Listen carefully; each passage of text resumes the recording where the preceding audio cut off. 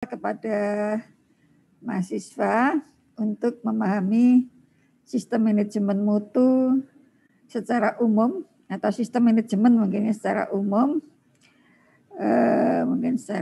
karena kadang-kadang nggak menerapkan sistem manajemen mutu juga. Ada yang meskipun orientasinya ke mutu, misalnya total quality management dan sebagainya. Dan memang yang utama nanti karena judulnya juga sistem manajemen mutu, maka ini terutama di ini sistem manajemen mutu dan berbasisnya pada ISO 91/2015. Ya. Jadi ini nanti sistem manajemen secara umum dan sistem manajemen mutu, dan untuk sistem manajemen mutu kita menggunakan basis ISO 9001/2015. Nah, untuk bahan kajiannya nanti kita akan mulai dari hari ini pengantar. Mungkin beberapa minggu itu terkait dengan yang sistem manajemen secara umum. Baru setelah itu masuk ke yang ISO 91/2015.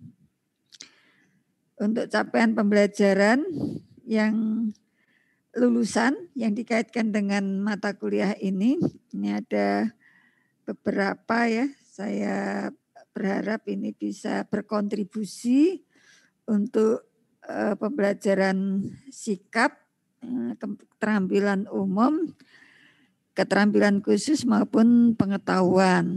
Nah, yang terkait dengan sikap di prodi TKN itu ada 11 atau berapa.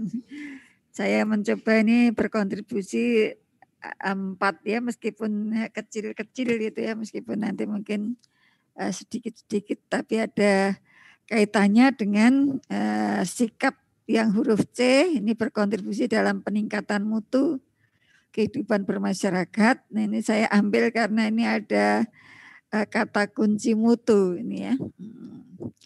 Kemudian taat hukum, disiplin dalam berkehidupan bermasyarakat dan bernegara. Kemudian menginternalisasi nilai, norma, dan etika akademik, serta menunjukkan sikap bertanggung jawab atas pekerjaan di bidang keahliannya secara mandiri. Nah, ini yang terkait dengan sikap. Kemudian yang terkait dengan keterampilan umum, keterampilan umum ini kelihatannya saya kurang tahu yang nomor 1 ini bisa nyambung atau enggak. Kalau ini mungkin nanti akan saya cek kembali ya. Yang terkait dengan menerapkan pemikiran logis ya memang ada sih. Mungkin ini lebih ke yang sistematis ini ya, yang kata kunci yang bisa diambil. Tapi nanti akan saya cek kembali. Kemudian kalau yang ini saya kira masih relevan, menunjukkan kinerja bermutu dan terstruktur. Ini juga karena ada kata kunci bermutu ya. Bermutu dalam hal ini kaitannya dengan sistem manajemen mutu. Kemudian diharapkan juga memberi bekal untuk mampu mengambil keputusan secara tepat berdasarkan prosedur baku, spesifikasi desain, persyaratan keselamatan dan keamanan kerja dalam melakukan supervisi dan evaluasi pada pekerjaannya. Kemudian mampu bertanggung jawab atas pencapaian hasil kerja kelompok dan melakukan supervisi serta evaluasi terhadap penyelesaian pekerjaan yang ditugaskan kepada pekerja yang berada di bawah tanggung jawabnya. Kalau ini mungkin nanti kaitannya dengan praktek SMM-nya, memang ini masih saya beri tanda merah kan tadi saya beri catatan bahwa sebenarnya mata kuliah ini tidak bisa terlepas dari yang praktek SMM-nya atau praktek sistem manajemen mutunya. Kemudian ini yang huruf I, keterampilan umum yang huruf J ya, mampu mendokumentasikan, menyimpan, mengamankan dan menemukan kembali data untuk menjamin kesahihan dan mencegah plagiasi. Ini saya kira juga lebih dekatnya dengan yang praktik SMM. Kemudian capaian pembelajaran unsur keterampilan khusus, ini saya mengambil satu, sebenarnya banyak itu saya lupa jumlahnya ada berapa itu. Yang CPL-nya Prodi, saya mengambil satu yaitu mampu meningkatkan kinerja atau mutu suatu proses melalui pengujian, pengukuran sesuai prosedur, operasional baku dan standar yang berlaku. Ini juga lebih nanti bisa dicapai itu kalau praktik, kalau hanya teori saya kira tidak bisa. Kemudian yang terkait dengan pengetahuan ini mungkin biasanya saya mengambil yang A itu kelihatannya tidak relevan, terus saya mencoba mengambil yang E ini, menguasai pengetahuan faktual dan metode aplikasi. Aplikasi di sini referensinya adalah ISO 9001 ya, standar ISO yang berlaku di wilayah kerjanya. Ini nanti mungkin juga bisa dicapai setelah saudara praktek. Kemudian menguasai prinsip penjaminan mutu pada pengoperasian instalasi perawatan dan perbaikan, desain, renovasi, inovasi, memilih sumber daya, dan memanfaatkan perangkat perancangan. Kalau yang ini mungkin enggak ya, jadi kontribusinya tidak sebanyak ini, tapi paling enggak ada cantelannya tadi ya. Ini yang prinsip penjaminan mutu ini. Kemudian untuk capaian pembelajaran mata kuliah, nah ini ada beberapa khusus terkait mata yang di atas tadi yang lulusan ya. Yang pertama terkait dengan dasar-dasar manajemen ya, dasar-dasar manajemen secara umum. Kemudian terkait dengan aspek manajerial. Nah ini saya sebenarnya yang B ini B sampai dengan apa ya, sampai dengan E ini mengambil capaian pembelajaran atau kompetensi yang dibutuhkan oleh PPR ya, ini sehingga karena tidak ada mata kuliah lain yang dekat ya. Salah satu capaian pembelajaran PPR itu bisa bekerja bisa menunjukkan sikap kepemimpinan dalam tim kerja. Kalau diuraikan itu ada beberapa inilah saya mengambil dari pedoman pelatihan PPR yang ada di Bapeten ini, yang ditetapkan oleh Bapeten. Nah, kalau yang lain terkait dengan sistem manajemen mutu yang menggunakan basis ISO 9001 2015. Nah, untuk matrik pembelajarannya saya coba susun seperti ini. Kemudian untuk ruang kelas ini kita masih menggunakan ini ya kelas Zoom. Dan saya juga menyiapkan Google Class. Google Class mungkin nanti bisa dipakai untuk menampung mengunggah mungkin ya, menampung file-file terutama ya yang digunakan dalam perkuliahan ini maupun tugas-tugas baik itu perkuliahan maupun untuk praktikum ini kodenya ini saudara bisa masuk ini baru saja saya buat ya, mungkin nanti kalian bisa saya besarkan biar kelihatan ya. Terlalu kecil mungkin. Nah ini kode kelasnya, silahkan nanti kalau kesulitan nanti bisa ditanyakan lagi ini kode yang tadi bisa kopikan dari Google Class tadi. Nah untuk rencana pembelajarannya dalam satu semester ini, yang hari ini, nah kita diskusi mengenai kontrak perkuliahan ini.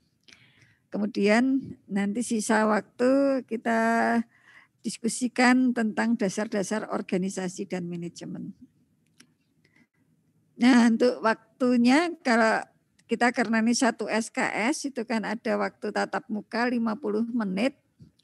Kemudian ada 60 menit belajar terstruktur dan 60 menit belajar mandiri. Jadi totalnya 170 ya. Nah untuk belajar terstruktur struktur ini kalau saya menyarankan ini saudara minimal menyediakan waktu 60 menit setiap minggunya. Paling tidak membuka kembali catatan kuliah dalam waktu 1 jam minimal. Kemudian di samping itu mungkin dari catatan kuliah, saudara ada banyak pertanyaan, itu saudara bisa browsing. Nah, kalau sistem manajemen saya kira banyak sumber informasi. Tapi kalau textbook memang kalau saya cari-cari itu berbeda dengan ilmu teknik ataupun kimia yang banyak kita bisa ambil tanpa membayar. Kalau yang sistem manajemen itu banyak tuh berbayar ya.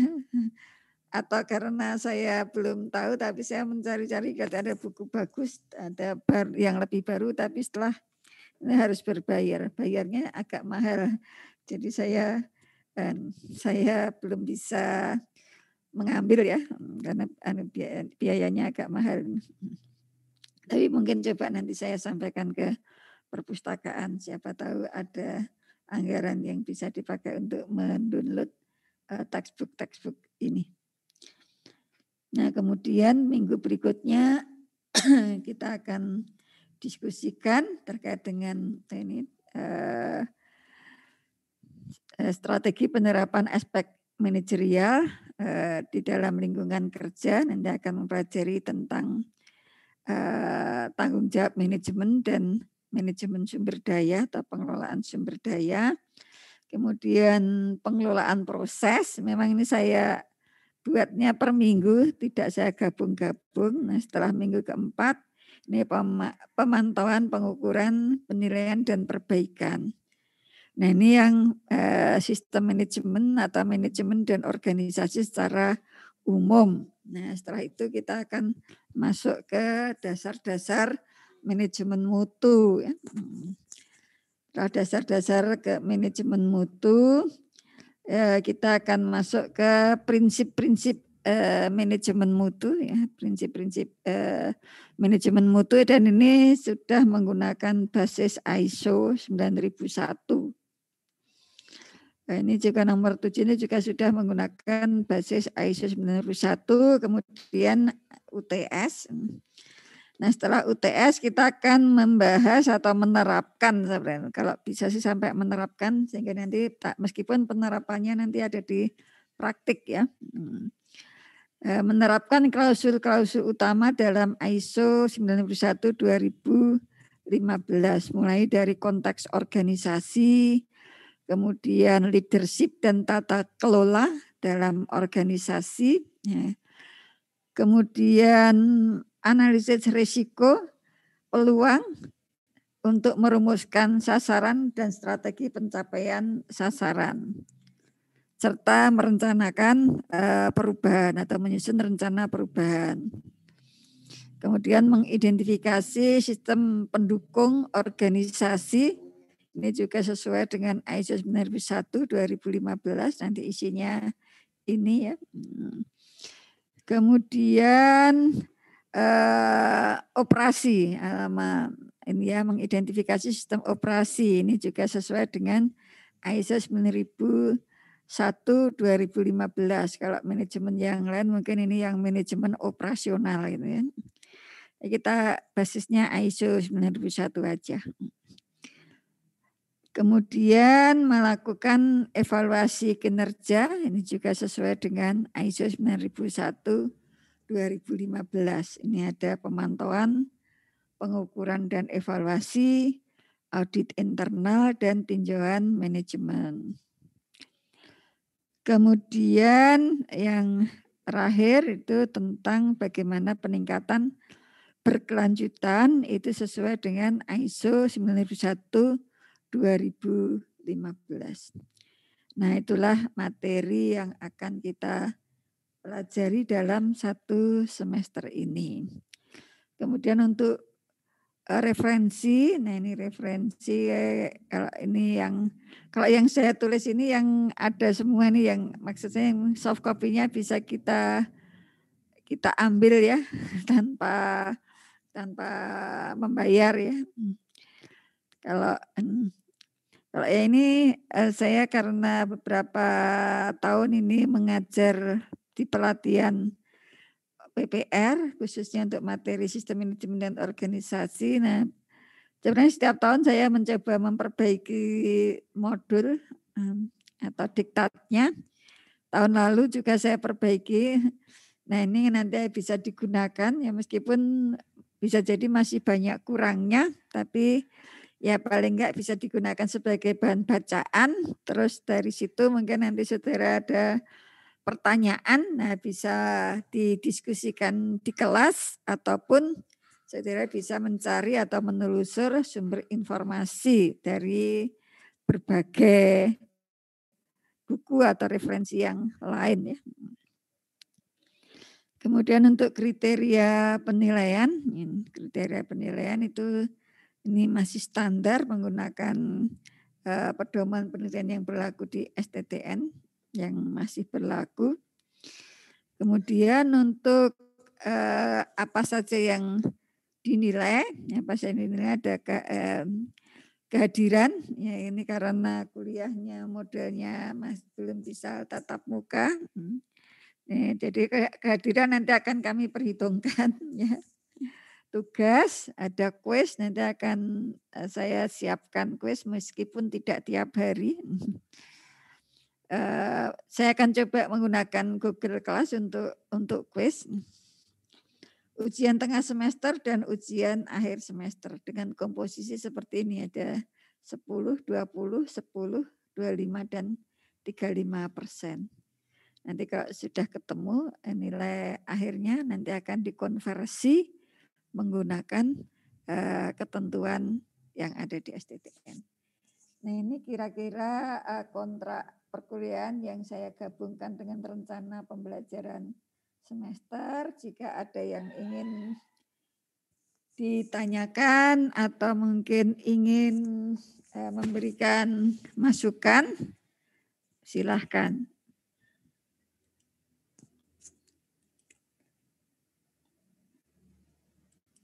Ya, ada yang ingin memberi masukan? Ini ada chat. Siapa ini? Belum ada. Belum ada? Atau udah cukup mungkin, Bu. Oh ya, kalau udah cukup nanti saya akan tayangkan untuk untuk perkuliahan tadi ya, yang pertama tadi diskusikan kita.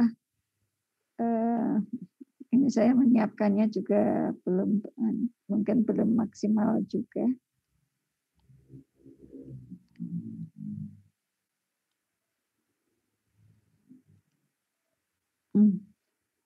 Tidak dari atas ya.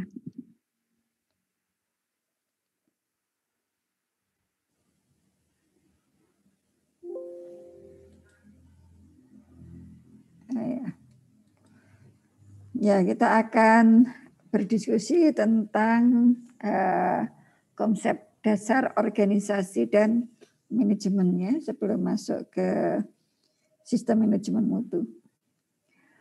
Nah, saya yakin kalian semua sudah punya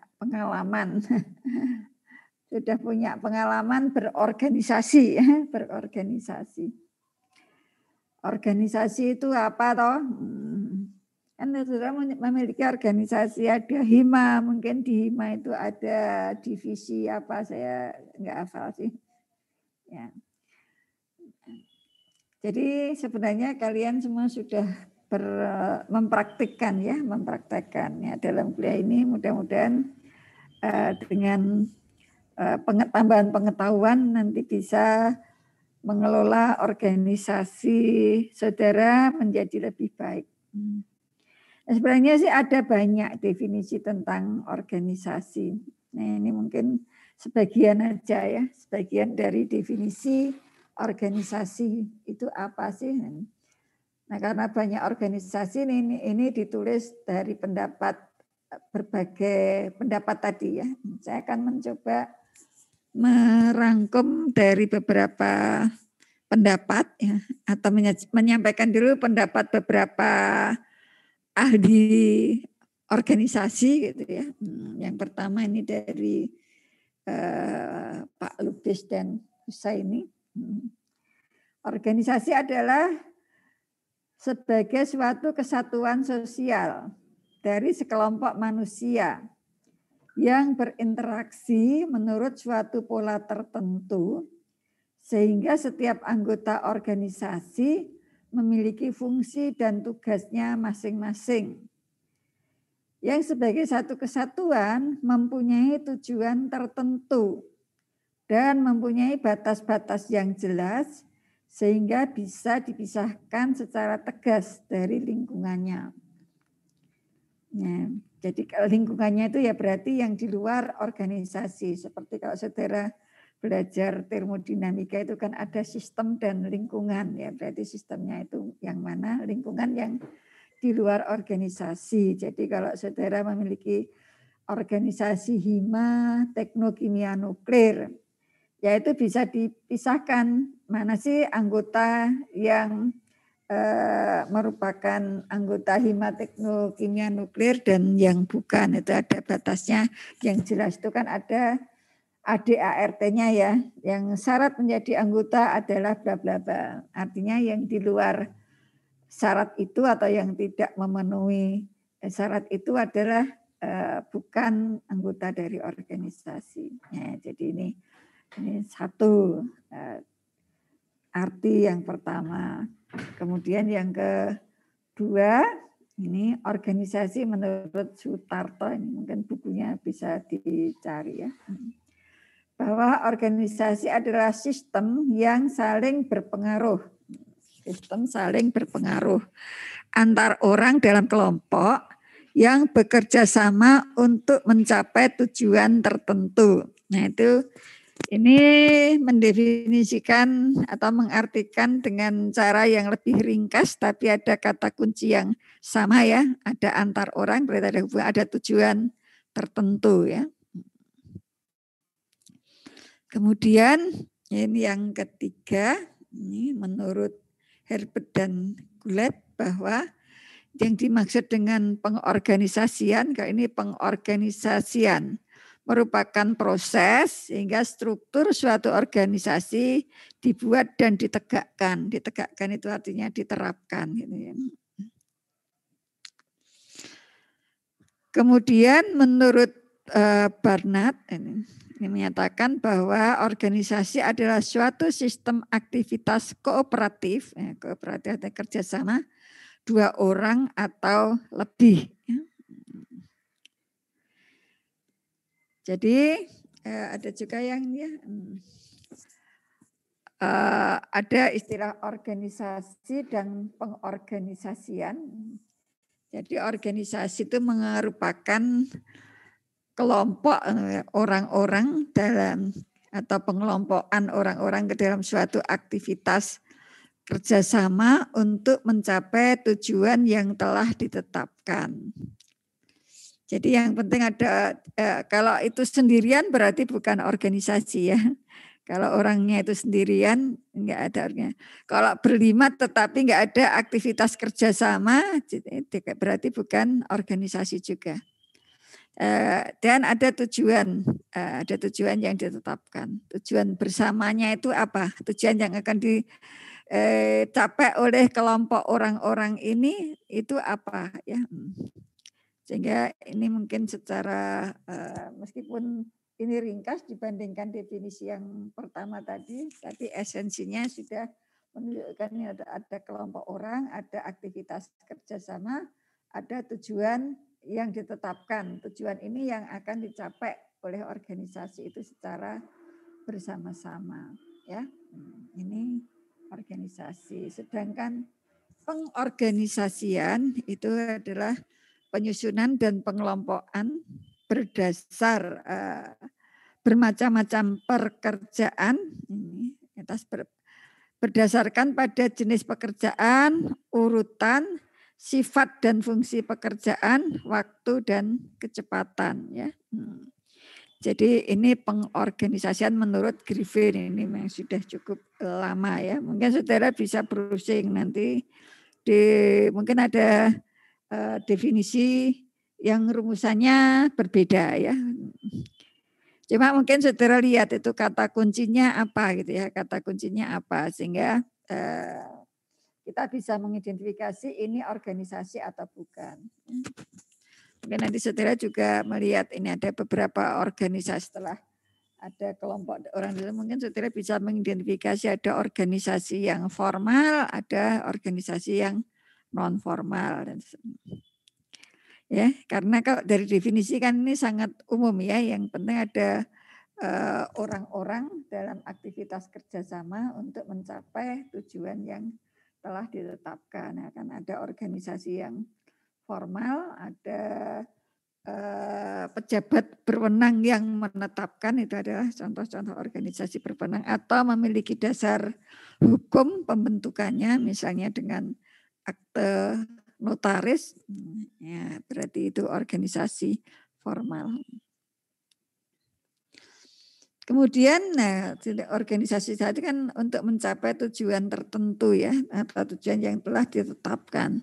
Tujuan organisasi itu apa ya? Ya, tujuan organisasi itu bermacam-macam, tergantung sebenarnya sasarannya itu apa ya. Nah, ada yang terkait dengan menyangkut ke sasaran lingkungan, ya, yaitu kondisi di mana suatu organisasi lain terdapat pada lingkungannya. Kemudian yang sasarannya itu output, nah itu nanti berarti dia berorientasi pada banyaknya output yang akan dihasilkan oleh organisasi. Kemudian yang sasarannya sistem, yang dalam ini berhubungan dengan pemeliharaan atau perawatan maintenance organisasi sendiri. Kemudian yang sasarannya produk, ini menggambarkan karakteristik produk atau jasa yang akan diberikan kepada konsumen. Nah, kalau ini mungkin untuk organisasi-organisasi yang profit ya, mencari keuntungan. Kemudian yang sasaran bagian, yaitu menggambarkan sasaran dari suatu bagian atau satuan unit kerja, ini di bawah organisasi yang besar gitu ya, atau merupakan bagian dari organisasi yang besar. Jadi meskipun katakanlah kecil itu bisa jadi merupakan bagian dari unit organisasi yang besar atau organisasi yang lebih besar. Nah, tentu saja kalau itu bagian dari organisasi yang besar, mereka tujuannya harus menginduk pada organisasi besarnya.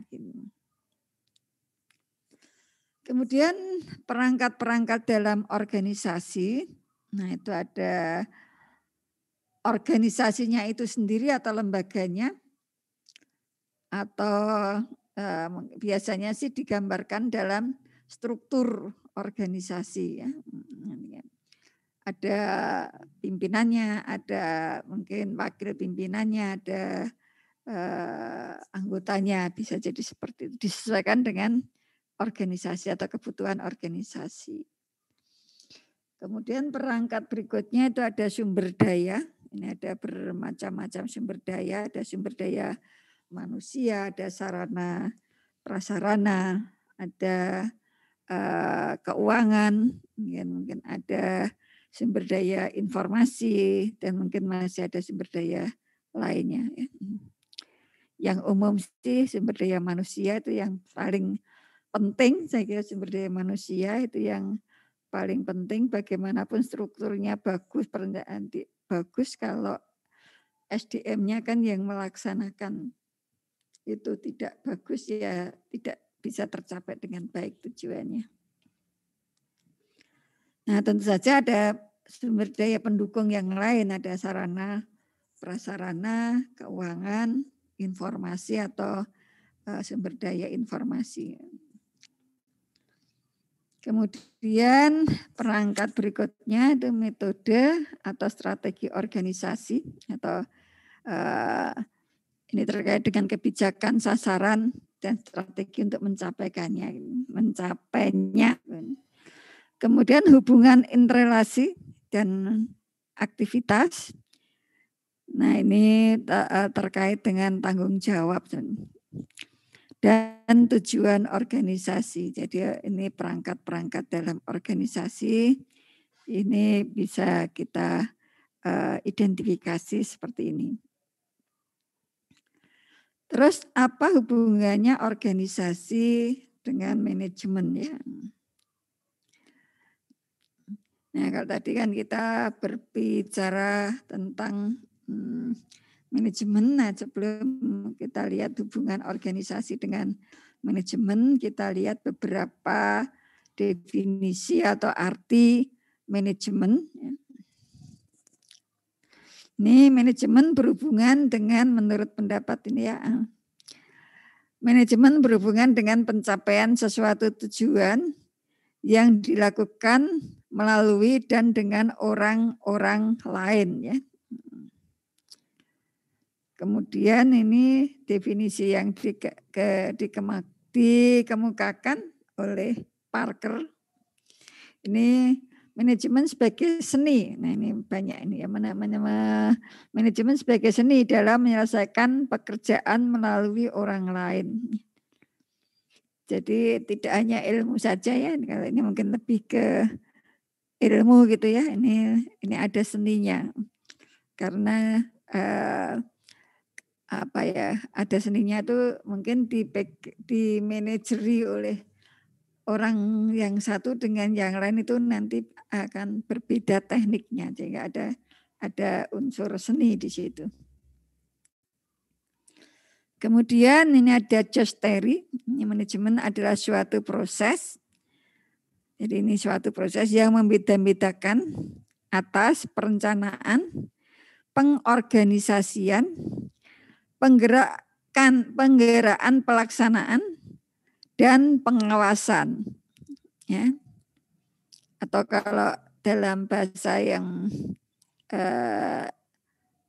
istilah yang singkat itu biasanya menggunakan istilah POETS, planning gitu ya, organizing, actuating, and controlling. Jadi proses-prosesnya ini yang paling populer kelihatannya ada POETS itu.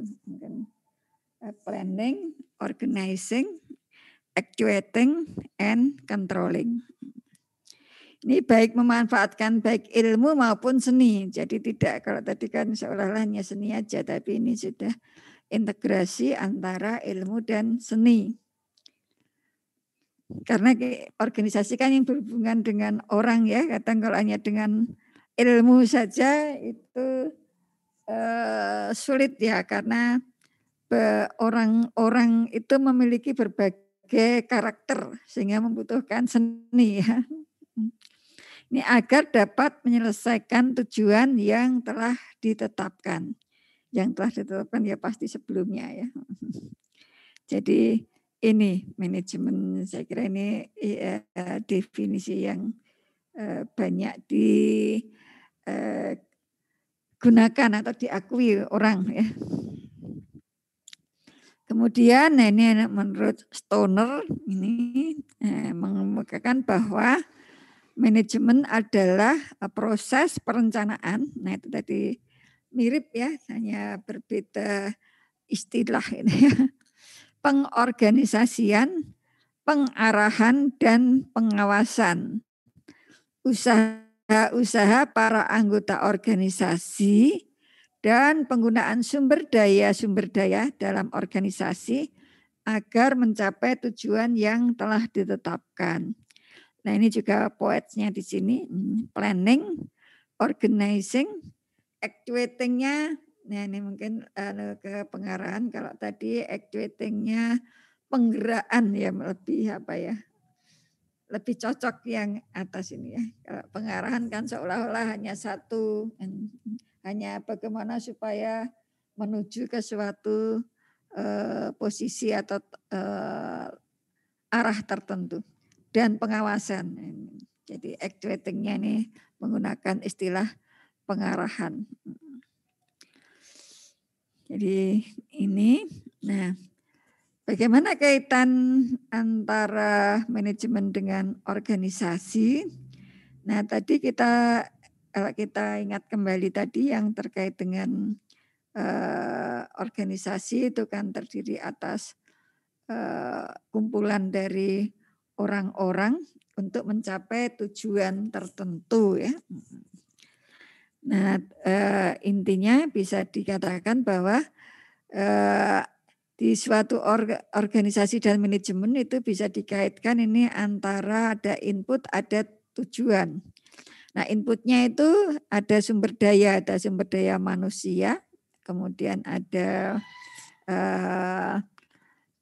sumber daya sarana prasarana, ada informasi itu terkait juga dengan peraturan-peraturan ya maupun sumber informasi lainnya.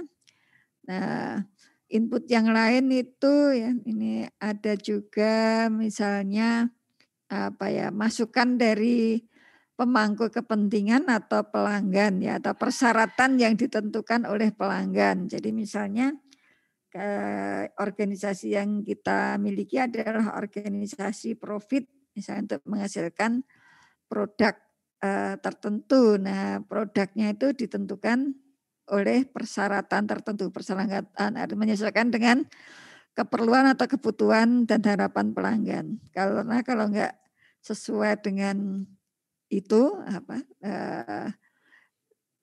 harapan atau kebutuhan pelanggan nanti enggak bisa laku ya.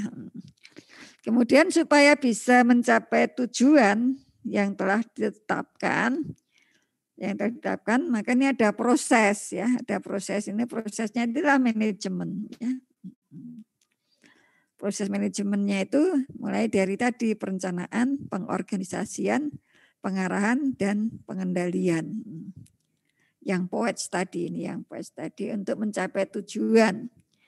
Nah, yang untuk mencapai tujuan itu, nah ini ada tambahannya supaya organisasinya itu bagus ya. Tujuannya itu tercapai dengan efektif dan efisien. Efektif itu yang penting tujuannya tercapai gitu. Tapi kalau efisien itu kita sudah memikirkan bagaimana menggunakan sumber daya sehemat-hematnya, tetapi tujuannya tetap tercapai gitu. Kalau yang efektif saja itu baru yang penting bisa saya capai atau organisasi bisa mencapai, tapi belum memikirkan sumber daya yang dibutuhkan. Artinya belum memikirkan efisiensi sumber daya yang dibutuhkan. Sehingga harus ada efektif dan efisien sumber daya yang dibutuhkan itu seminimal mungkin, tapi tujuannya tercapai sesuai dengan yang direncanakan. Nah, ini ada beberapa pandangan terhadap manajemen. Ini ada manajemen sebagai suatu sistem, manajemen sebagai suatu proses, manajemen sebagai suatu ilmu terapan ya. Kemudian manajemen merupakan kerjasama sekelompok orang untuk mencapai tujuan organisasi. Kemudian manajemen bisa ditinjau dari aspek perilaku manusia, manajemen sebagai proses pemecahan masalah, manajemen sebagai profesi. Mungkin ada pandangan-pandangan yang lain tentang manajemen. Nah, fungsi manajemen ya, kenapa selalu ada fungsi manajemen ya. Nah, fungsi manajemen adalah elemen-elemen dasar atau unsur-unsur dasar yang akan selalu ada dan melekat di dalam proses manajemen yang akan dijadikan sebagai acuan oleh manajer. Manajer itu orang yang memimpin di suatu organisasi dalam melaksanakan kegiatan untuk mencapai tujuan yang nyata, mendatangkan hasil atau manfaat. Nah, ini fungsi manajemen. Sedangkan manajemen itu sebagai ilmu yang berfungsi untuk menerangkan fenomena atau gejala, kejadian, keadaan, atau memberikan penjelasan ya dalam ini. Jadi ilmu ini akan bisa memberikan penjelasan. Nah, kalau kita bandingkan beberapa pendapat tentang fungsi manajemen, ini saya kira juga belum semua, masih ada yang lain lagi. Pendapatnya banyak sekali kalau mau ditulis ya. Kalau ditulis semua banyak sekali, tapi umumnya ini hampir sama ya. Ini yang menurut Terry tadi planning, organizing, actuating, controlling. Menurut Gulick ini planning, organizing, staffing, directing, coordinating. Kemudian ini yang actuatingnya itu bermacam-macam ini. Reporting atau pelaporan ini dipisah dan budgeting, keuangan ini di sini. Itu terutama yang menyangkut keuangan atau organisasi laba atau yang profit ini budgeting ini pasti digunakan. Atau ini yang ini lebih penerapannya di organisasi yang profit. Kemudian menurut Fayol ini ada planning, organizing, commanding, and coordinating, serta controlling. Kemudian menurut Donnell ini planning, organizing, staffing, dan directing, serta controlling. Nah yang paling banyak diacu orang kelihatannya yang ini, ya, POETS, planning, organizing, actuating, controlling. POETS ya. Ada juga PDCA. PDCA itu yang prosesnya ya. Tapi kalau fungsinya kelihatannya lebih ke sini. Kalau prosesnya ini PDCA itu metode untuk mencapai tujuan. Tapi intinya hampir sama juga dengan. Nah ini beberapa ini teori manajemen seperti yang saya sampaikan tadi. Ini POETS itu yang paling banyak digunakan ya. P itu apa saja? P tadi kan intinya perencanaan ya. Perencanaan itu kegiatannya apa? Nah kegiatannya menyusun rencana. Nah, menyusun rencana berarti memikirkan apa yang akan dikerjakan dengan sumber daya yang dimiliki agar dapat membuat rencana itu tercapai sebenarnya. Rencana itu terlaksana sehingga tujuannya bisa tercapai. Rencana itu bisa terlaksana secara realistis, logis gitu ya, dan akhirnya bisa tercapai tujuannya. Kemudian yang organizing atau O itu menciptakan suatu struktur dengan bagian-bagian yang diperlukan. Ini terintegrasi sedemikian rupa sehingga hubungan antar bagian-bagian itu satu dengan yang lainnya itu saling tak kait mengkait. Ya. Secara keseluruhan maka akan disebut sebagai struktur. Ya. Kemudian A-nya atau actuating, ini usaha untuk menggerakkan anggota-anggota dalam organisasi sedemikian rupa. Nah ini yang mungkin di sini akan banyak seninya ya. Sehingga mereka berkeinginan atau berusaha atau memiliki kemauan untuk mencapai tujuan atau sasaran-sasaran organisasi. Mungkin saya kalau perusahaan itu biasanya yang profit ya. Kalau ini secara umum organisasi ya. Dan sasaran anggota-anggota organisasi tersebut.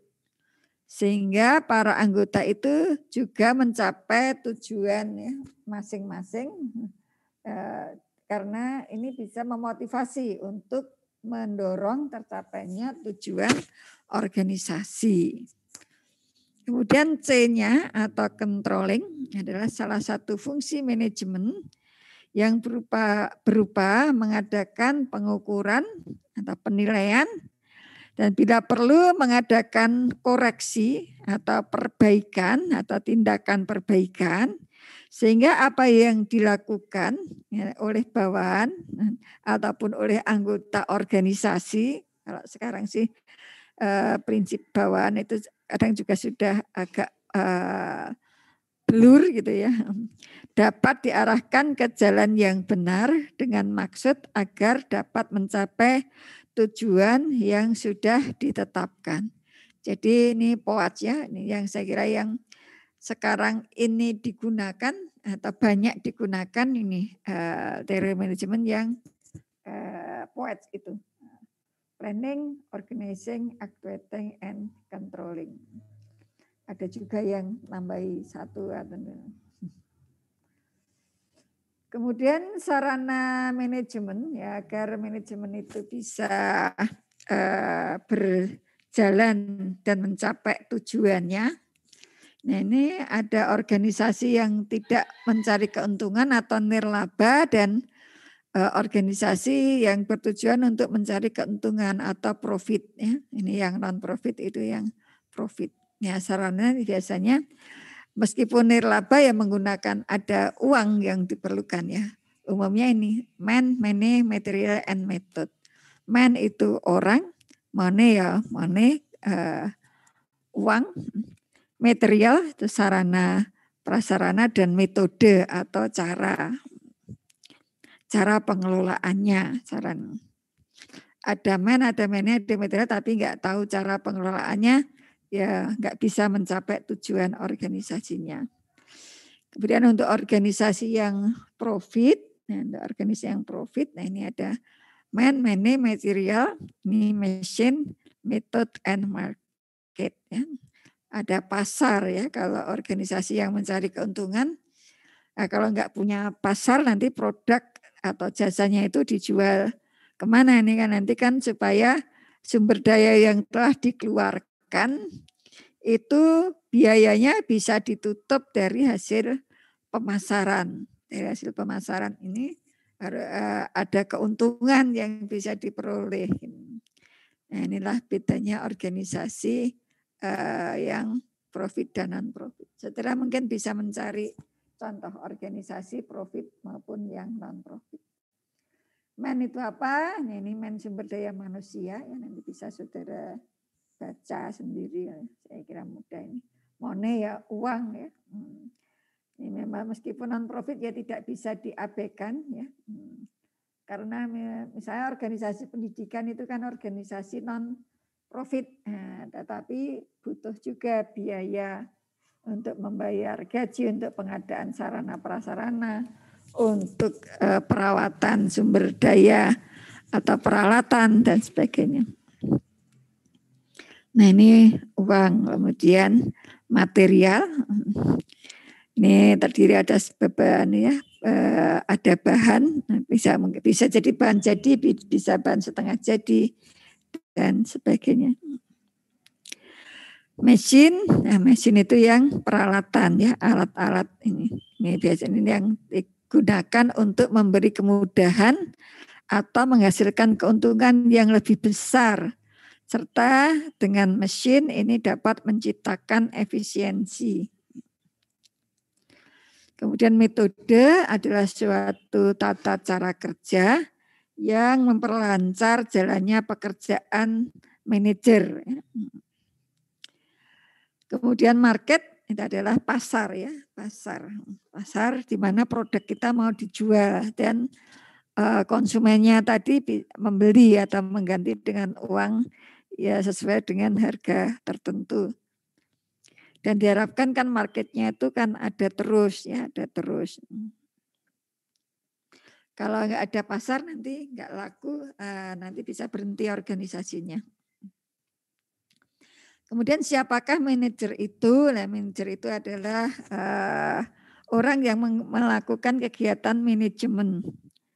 Nah, manajemen itu pasti mengharapkan atau menginginkan tujuannya tercapai dengan efektif dan efisien, ya. Sehingga sumber daya yang dibutuhkan sehemat mungkin. Nah ini definisi efektif itu apa? Efektif itu mengerjakan sesuatu yang benar. Jadi kalau tujuannya dari Jogja ke Solo ya efektif itu ya kalau kita naik bis ke arah timur ya berarti itu sudah efektif ya, ke arah timur itu yang ada tujuan ke Solonya itu ke timur. Kalau efisien, nah ini berpikir ini gimana ya kalau ke Solo itu udah memikirkan bagaimana menggunakan sumber daya sehemat mungkin. Misalnya gini, ya kalau di sini mengerjakan sesuatu dengan benar ya, naik bis itu mungkin salah satu yang efektif dan efisien ya, salah satunya. Tapi kalau saudara ke Solo sendirian, nah mungkin ini naik mobil juga efektif, naik mobil atau naik gokar ya efektif karena akan sampai ke Solo, tetapi tidak efisien atau kurang efisien. Tapi kalau mungkin ke Solonya itu berlima gitu ya, bisa jadi naik mobil itu efektif dan efisien karena Solonya masih masuk-masuk. Kalau saya naik bis sudah dikenai tarif berlima, nanti di Solo masih harus naik taksi atau harus naik apa yang sampai ke lokasi itu. Jadi ini. Kemudian tingkatan manajemen itu ada beberapa ya. Ada yang membedakannya itu bermacam-macam ya. Ada yang membedakan menjadi top manajemen, middle manajemen, dan low manajemen, tapi ada juga yang berbeda ya. Ada yang top manajemen yang umumnya seperti ini ya, top manajemen, middle manajemen, dan first line manajemen atau supervisor. Ini minggu depan akan kita perkembangkan lagi. Nah, ada juga yang membedakan ini ya, top manager, senior manager, middle level manager, supervisor, dan operator atau worker atau pekerja. Nah, ini kebutuhan kompetensi manajerial yang dibutuhkan itu berbeda-beda, kalau levelnya berbeda. Nah, jadi di kuliah pagi ini mungkin bisa saya rangkum ini tentang organisasi itu apa, mungkin ada kelompok orang yang bekerja sama di dalam satu struktur yang terorganisasi untuk mencapai tujuan tertentu, sedangkan manajemen tadi mungkin lebih ke proses-prosesnya yang bisa disingkat dengan POETS tadi ya. Kemudian manajemen di dalam organisasi itu ya, POES tadi, planning, organizing, controlling, dan actuating.